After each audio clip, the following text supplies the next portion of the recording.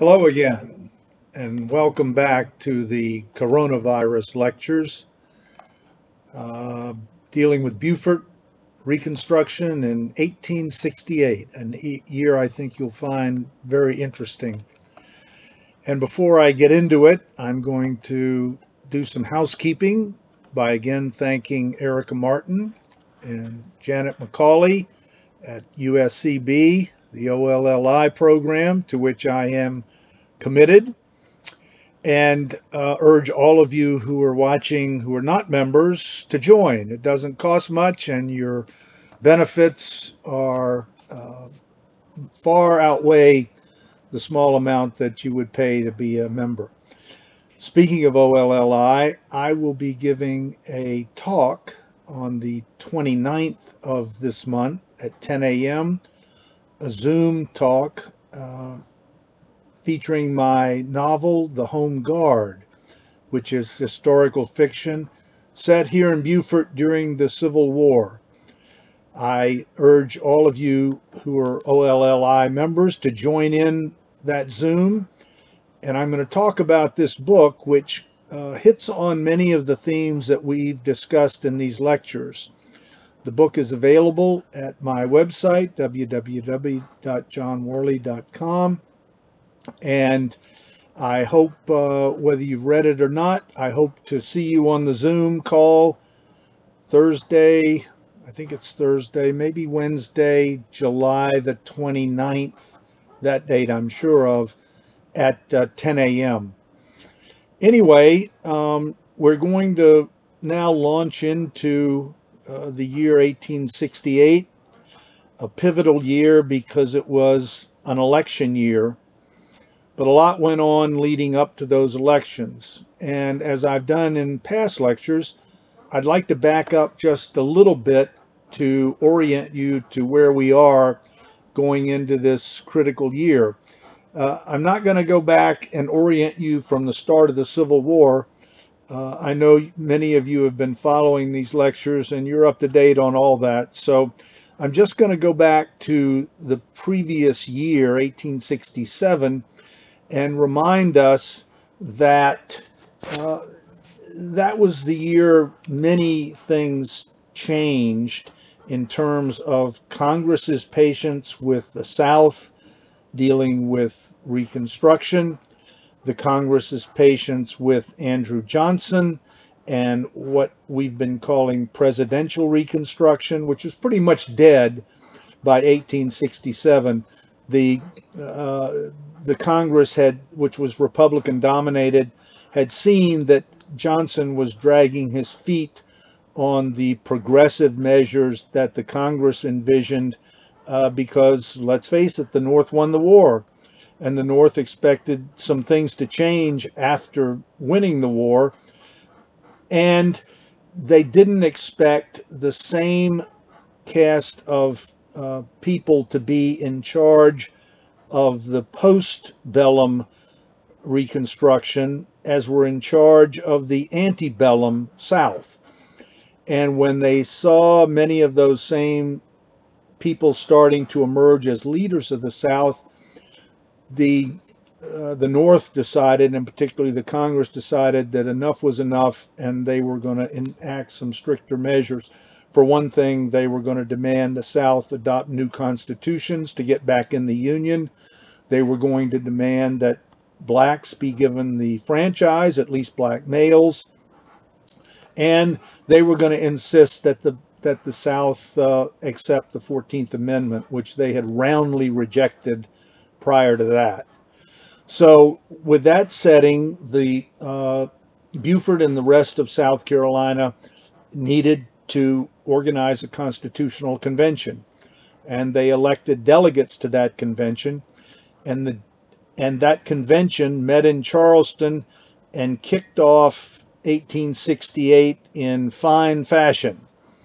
I believe I included this slide in the 1867 lecture, but it's a good place to start in 1868 because it was certainly one of the momentous occasions.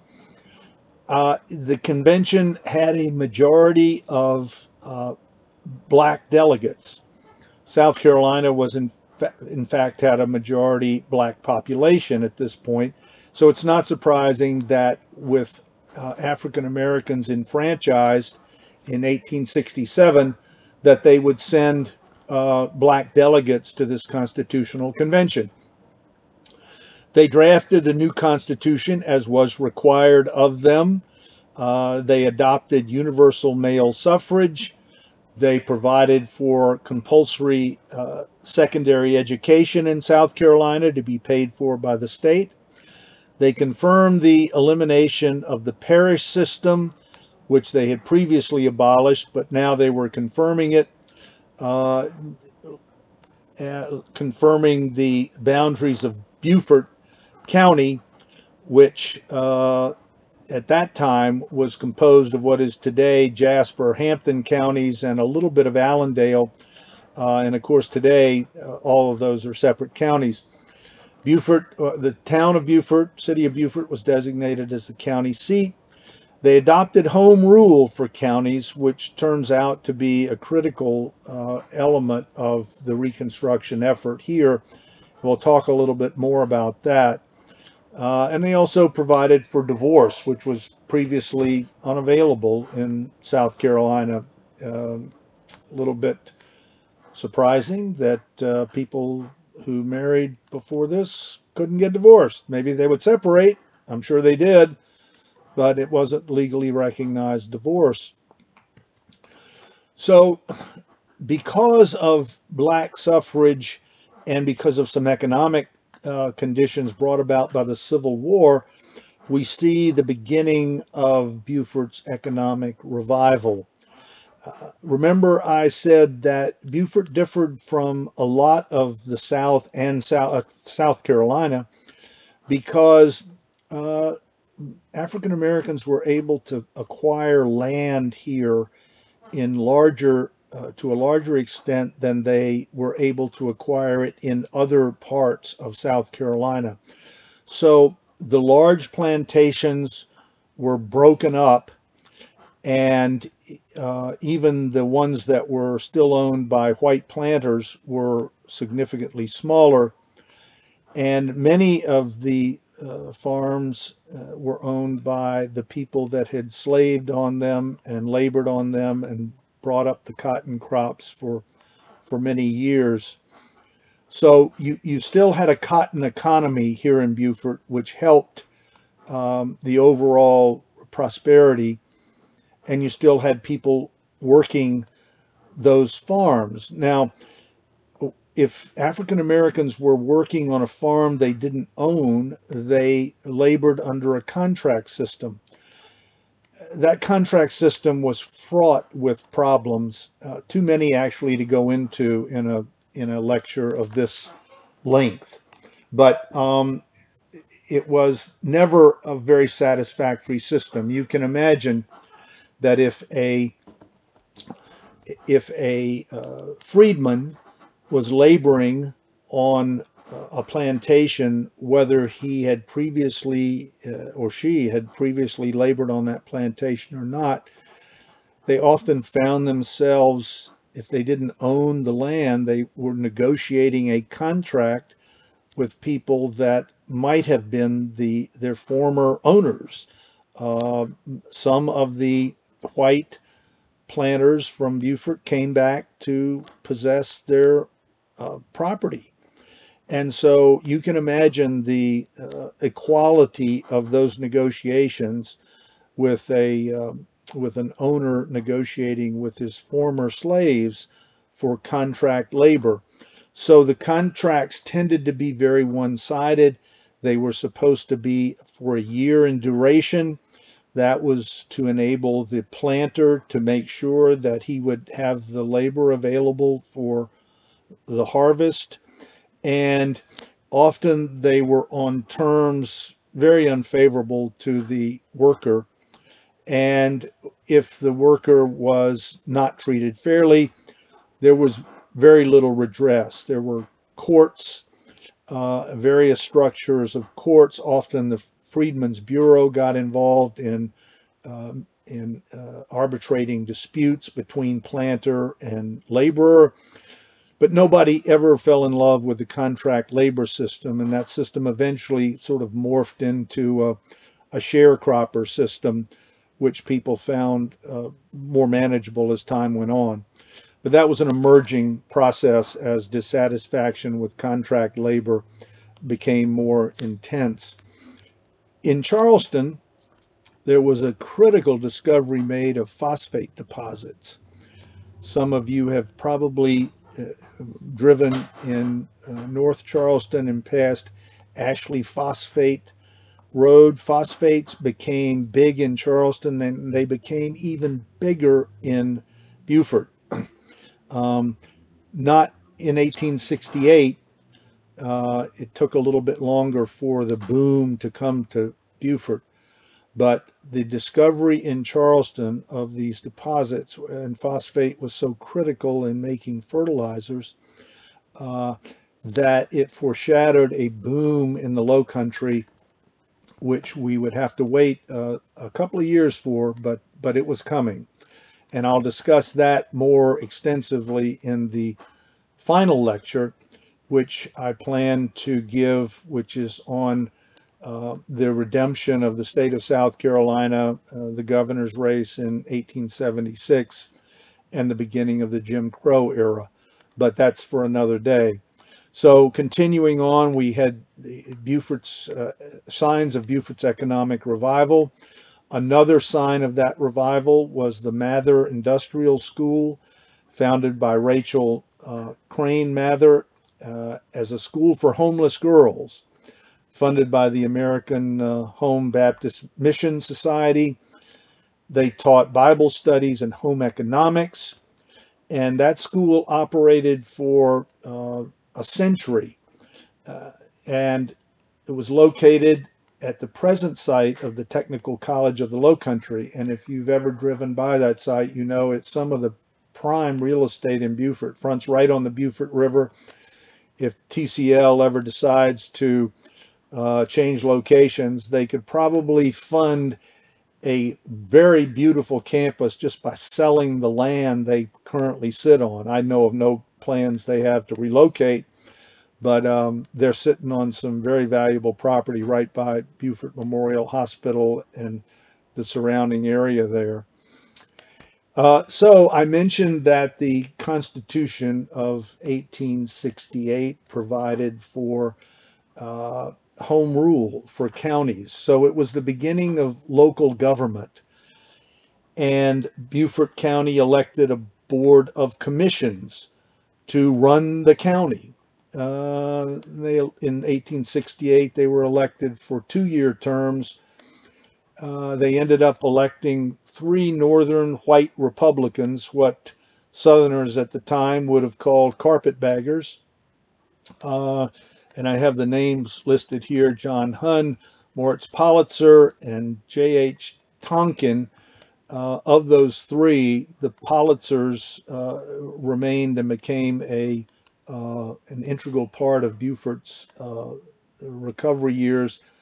Tonkin and Hunn, I'm not sure exactly what happened to them, but this was the first elected county board of commissions in Beaufort. As I've previously alluded to, this was a haven for African Americans, and that started, of course, with the Civil War. Because of the Union occupation of Beaufort, blacks knew that they had a safe haven in Beaufort, and so that attracted blacks not only from the Sea Islands into town, but attracted blacks from all over South Carolina, knowing that they were not going to be at risk of potential violence and oppression the way they might have been in other parts of South Carolina that were dominated by white Confederates who still, frankly, hadn't gotten over losing the war. So the African American concentration was so great here that the area started being referred to as the Black Republic of Beaufort. And some statistics are interesting. So in the South Carolina General Assembly, remember now that black males have the right to vote and did vote in large numbers. between 1867 and 1890, so you're talking about a period of, what, 23 years, to the state Senate. Beaufort sent 6 African Americans and 2 whites. To the state House of Representatives, 24 African Americans and 3 whites. You had blacks serving as mayor, constable, judge, county commissioners, and other periods and other positions of responsibility. So I had reviewed in the past lecture some of the leading African American politicians that started to emerge in that era, beginning with Robert Smalls, and he was joined by 3 or 4 other influential blacks, and they really were the power, the political power of Beaufort for the foreseeable future. But there are some looming issues on the horizon, and I alluded to these in the previous lecture. And one, very interestingly, was female suffrage. We have to remember that in all of this push for universal male suffrage, females were not happy about being left out. And truth be told, they were not very pleased when African American men got the vote before they did. And as it turned out, long before they did. With the 14th Amendment, a lot of women fumed at the idea that black males would be responsible voters, whereas they, some of whom were highly educated, would not be voters. And so this was a festering sore with many, many women. As early as 1848, you had the Seneca Falls organizational meeting led by Elizabeth Cady Stanton. And Frederick Douglass, who is looked upon justifiably as one of the, or if not the leading African American spokesman for African American rights before, during, and after the Civil War, was at Seneca Falls for that meeting. He was a big supporter of women's suffrage, but there came a time over the Battle of the 14th Amendment when he split off from the women's movement, the feminist movement, because he thought that if pushing for women's right to vote would endanger the black male getting the right to vote. And in his opinion, it was more important for the black males to be able to vote because they were at much greater risk than women. Women did not agree with that.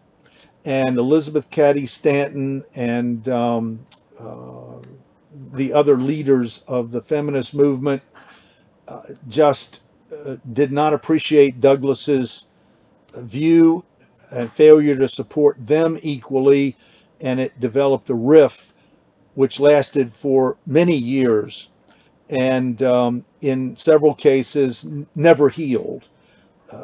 So that's something we're going to talk about a little bit more in the next lecture, but it's remarkable to think that this movement began in 1848 and didn't culminate until the 20th century. So when Douglass told women just to be patient, boy, they probably had no idea of how patient they were going to have to be. Violence. This is perhaps not as critical in Beaufort as it was in other parts of South Carolina. There was some here. There was racial tension here. But remember, some of the troops here were actually African American troops policing an largely African American population. So the potential for violence was much greater. But in other parts of South Carolina, and I'm thinking now upstate and in Edgefield, Allendale County, some of these places, where the truth is that the Confederacy never really died, or the spirit of the Confederacy never really died. It was an entirely different situation. And you can imagine, here are landowners who are coming back to claim their land. Some of them never left that land. White landowners coming back, and now they have a problem as landowners. They have large tracts of land. They need to put it to productive use. Let's say you have 1,000 acres. How are you going to make it productive? Well, you need labor. You've got to negotiate with your potential laborers, and most of those were African Americans. Well, you can't enslave them anymore. That's illegal. So you have to go to things like this contract system. But if the contract system was not very satisfactory on the Sea Islands, it was absolutely fraught with problems in places like Edgefield and Greenville, where whites really had the upper hand, and blacks dared not protest much, or else they might find themselves in at the risk of some violent behavior from the Ku Klux Klan and the rifle clubs that formed, the hunting clubs. All of these were, except the Klan, were nominally for sport, but everyone knew what the situation was with that. And so violence became a big issue in other parts of the state, more so than Beaufort. And in fact, you can see the impact with the presidential election, which we're going to discuss in more detail in a minute. Of course, 1868, Grant was elected, and he carried South Carolina because of the Republican vote, because of largely African American votes and white Republicans. But he didn't carry it by a lot, and the reason was because the white planters were determined to discourage black vote, and they intimidated blacks who wanted to vote. They made it hard for blacks to vote, and so blacks did vote, but not in the margins that you would expect. Many stayed away for fear of their personal safety. And then, of course, you had impeachment, a subject which those of you viewing this have heard a lot about in the last year here in the good old US of A, because of matters that I won't go into on this lecture. But they, of course, impeached Andrew Johnson in 1868. He, as we've seen, did not support radical Reconstruction, the Congress's version of Reconstruction. So Congress started passing laws to neutralize him and lessen his power as the chief executive. And one of the things they put in place was a requirement that all military orders go through General Grant, who, of course, was general of the Army at the time. And that irritated Johnson. And then they passed the Tenure of Office Act, which required the Senate to approve any cabinet member during the term of the president who appointed that member. So in 1868, the Senate wanted to, I might have, it was the firing or the removal of any cabinet member had to be approved. And when the Johnson attempted to fire Secretary of War Stanton, the Senate refused to go along with that, and Johnson fired him anyway, arguing that because he had been appointed actually not by Johnson but by Lincoln, that the Tenure of Office Act didn't apply to that. The Senate and the House took a different view. When Johnson fired him, they impeached him. There were a couple of other issues, but mostly the impeachment effort was centered on Johnson's firing of Secretary of War Stanton. Republicans voted unanimously to impeach him on 11 articles of impeachment. As is generally known, the Senate, by one vote, failed to convict Johnson, and so he was not removed from office. But if he hadn't been fatally wounded as a politician before that, that certainly cooked his goose.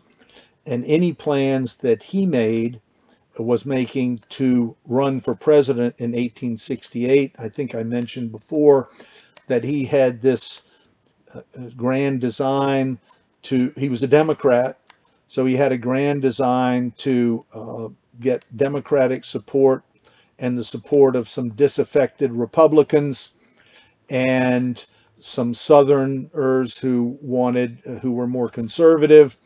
And he was going to be nominated as a Democratic nominee for president and win the election. And of course, none of that happened. At the end of the day, he wasn't even nominated. But let's look at the elections of 1868. In South Carolina, you had a white Republican from Ohio elected governor, a man named Robert K. Scott. You also saw in that election the election of the first African American elected to statewide office in South Carolina, a Charlestonian named Francis Cardozo. In the General Assembly, 109 out of the 124 members elected were Republicans, and of those, 75 were black and 34 were white. And among the 32 senators elected, 25 were Republicans, 10 black, and 15 white. So you can see that beginning in 1868, black suffrage made a huge difference in the complexion of the South Carolina government, and no pun intended particularly on that, but the makeup of the statewide offices and the state government were substantially affected by the enfranchisement of African Americans. So on a national basis, as I say, Johnson wasn't even nominated as the Democratic nominee. The Democrats nominated a man named Horatio Seymour, who was a former governor of New York. Of course, the Republicans nominated Ulysses S. Grant, the Civil War hero. Grant won by a convincing margin, both in the Electoral College with 214 votes and with the popular vote of 52.7, although you would have expected, or I would have expected it, frankly, to have been larger, but that's what it was. You still had 4 states of the Confederacy still not back in the Union: Texas, Mississippi, Virginia, and Georgia. Had still not rejoined the Union, and so they were not part of this election of 1868. I believe they got back in the Union in 1870. South Carolina sent 4 representatives to Congress in that election, one of them including Joseph Rainey, who was the first African American to serve in the U.S. House of Representatives. So that was the beginning of South Carolina's reemergence as a part of the Union, and with delegates to Congress, and of course they sent 2 senators as well.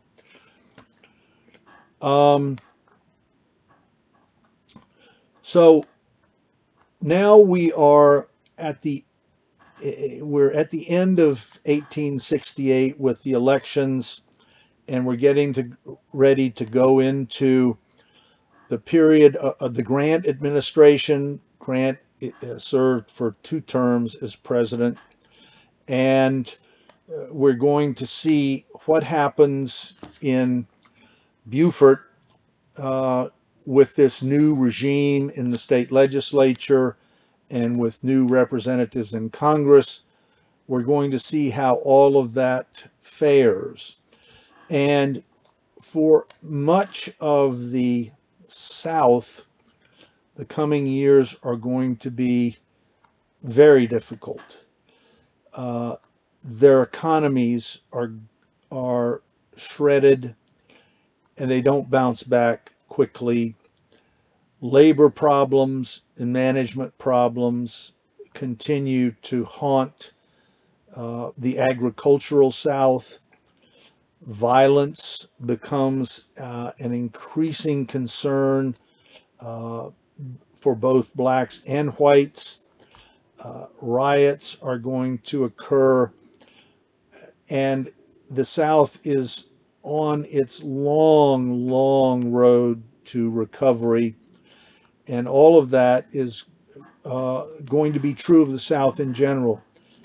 In Beaufort, the picture that emerges is going to be entirely different. And it's going to be a much more upbeat, optimistic picture.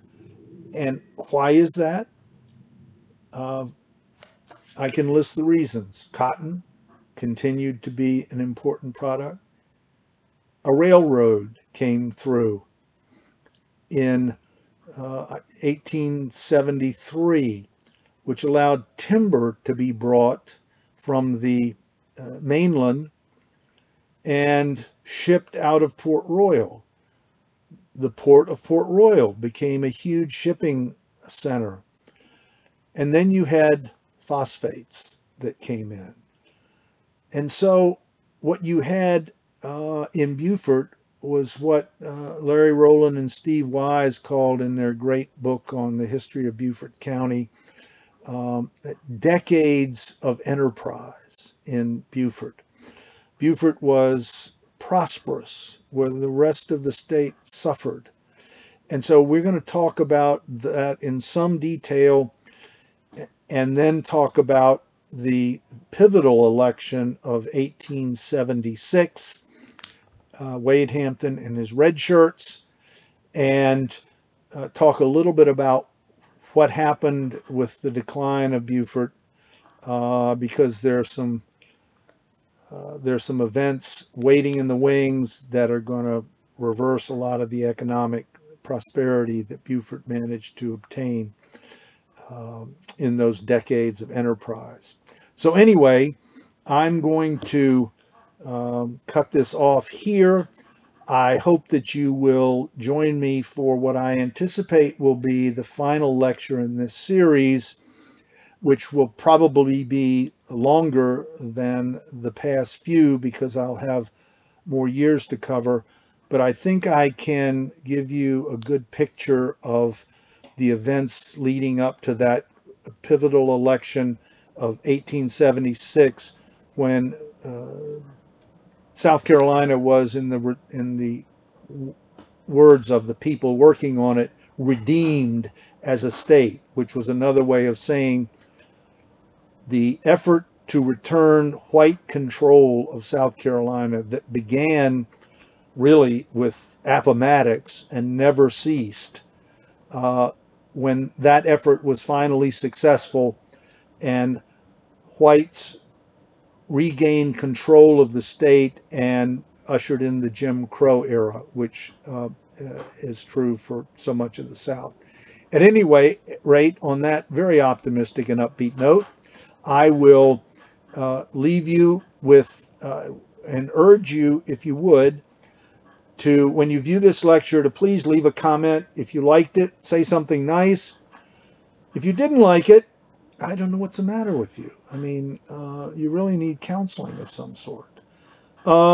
Anyway, that's a joke. I hope you know that.